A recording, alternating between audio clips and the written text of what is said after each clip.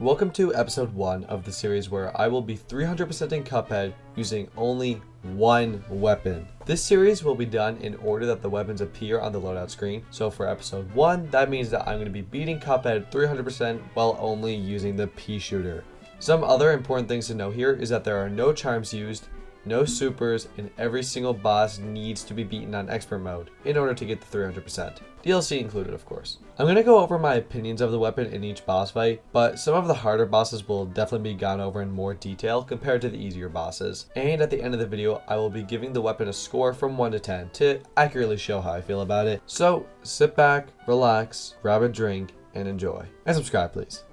So first, we're going to use a glitch to get into expert mode right away. Yeah, you heard that right. As soon as we start the challenge, we are cheating. Well, not actually. If you enter a boss in expert mode, then leave, when you join a new save file, it will automatically put you in expert mode. So it just saves us the time of having to do a full regular mode playthrough, then doing expert mode. Because you do need to beat the game on expert mode in order to obtain 300%. Root Pack is honestly no different than how I would normally fight them. The straight and accurate shots are actually really nice here because it's just a big target and they're extremely easy. Ruby and Croaks is kind of more of the same. The only thing I could say is that hitting Croaks Fireflies was actually pretty difficult because of how accurate you need to be with the shot, but in the end they fall. Isle 1 is honestly kind of easy the whole way around, and Goopy is no exception. The only thing about this boss is that it just jumps a lot, so it's a little hard for me to deal consistent damage, but that doesn't make it difficult by any means, it just makes it annoying. For this challenge, we are going to do plain bosses, and I point this out because plain bosses won't be in every single episode of this series. It'll only be in the peashooter episode and the lobber episode. But at this point in the game, the only plain shot that I have is the peashooter shot, so the boss is just done as normal. I had the damage boost where you can deal a lot of damage using EX, which was something I guess, but Hildeberg was kind of just easy. Rounding off Isle 1 is of course Kagney Carnation, who is a little bit difficult for sure, but definitely not that bad. Kagney already is a hard boss on expert, and adding the ultra precision needed to use the peashooter, it becomes a bit of a challenge. The hardest part of this boss was trying to kill the little homing chompers, but in the end we do take him down. Isle 1 was borderline baby mode, but once we get to Isle 2, things definitely won't be so simple. Baroness von Bonbon was the first boss that actually gave me a challenge in this run. And I think the main reason I struggled so much is because every single one of her minions is constantly moving. Waffle, moving. Candy corn, moving. The gobstopper, moving. Cupcake, moving. The only easy part of this whole fight was the stupid gumball machine. The constant repositioning I had to do to make sure I was in a straight line from each of the mini bosses without it just moving out of the way caused me to get hit so many times. The only silver lining to this boss was that in its final phase, it's designed for straight lined weapons, so we can just sit on the candy and spray her down to collect the contract. Wally Warbles has nothing special going on. Just in the final phase, we get tight in this bottom left corner to shoot his butt and make sure to switch targets to the heart whenever he shoots that out. But it's just another easy boss. Tiny spoiler for you guys, but all these plain fights are super easy with the peashooter only. The Jimmy isn't even a hard boss to begin with, and when I tell you that this was literally zero challenge compared to how I would play it on normal, I mean it. Even to Jimmy's final phase is a joke because of how low his HP is. He dies so quick. 3 down and 2 to go. We're making a really good pace, to be honest. Bebby the Clown is a boss that I thought was going to be a big challenge, but upon playing the boss, I noticed it was super simple. The first phase, he's always directly in front of you. The second phase, where I thought the challenge was going to be, just because I wouldn't be able to pop the balloon dogs as easily because they move around a lot, but they also don't have any HP. So just a random scattered shot would hit them and pop them with ease. Third phase is just like the first phase where he's just always a straight line away. And the final phase, you just sit inside of his hitbox, so it's a surprisingly easy win. I think that saying Grim was easy is definitely a stretch, but I don't know why this boss took me so long to beat. The first phase is just basic, and the second phase is a little bit annoying because I had to stay low to actually hit the boss, but the final phase is easily the hardest of this whole boss, as I needed to be low enough in order to hit the boss, and I couldn't really use EXs because I didn't want to risk splitting the fireballs that he sends out. But with enough attempts, we do eventually get it. Rumor Honeybottoms is super easy until you get to her final phase, so let's go over why.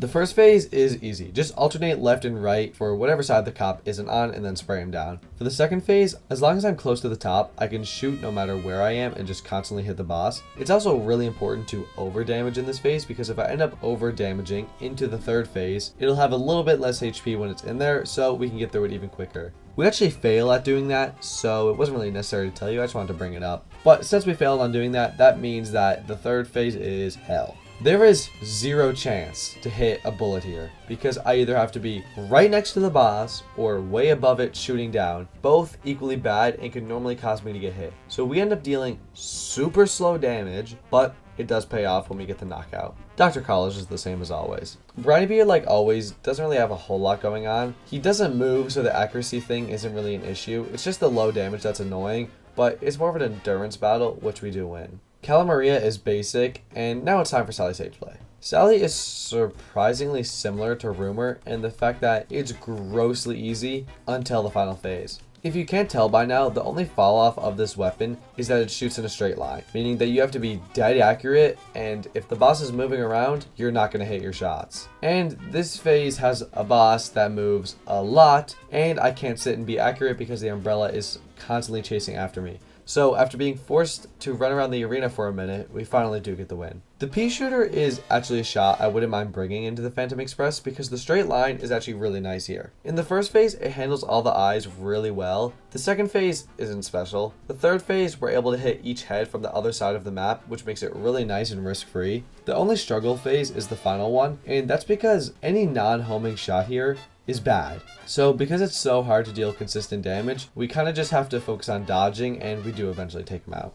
Warner is nothing special. He's a big target, so the accuracy isn't a big deal. Just play it as normal and ignore the phantoms at the end because it makes more sense to just focus fire on the boss. And we actually do get a first try. But now it's time for Inkwell Hell, where for the first time in a while, it actually won't be the end of the video. King Dice is easy. We hit Mr. Wheezy, Hoppus Pocus, and Mangosteen, then finish off with our God Parries to move on to the Devil. I'm going to take this time right here just to say thank you to you guys for supporting me on the videos. I'm also going to ask you guys to please like and subscribe because it goes so far to me. I just love seeing that number go up, and it does mean a lot. You guys have no idea. So thank you guys so much for the support, and thank you for being awesome in yourselves. The Devil honestly isn't even that bad. The first phase is a bit annoying because of the small hitbox, but that's about it. The only challenge in this boss was really just the fact that it's on expert mode.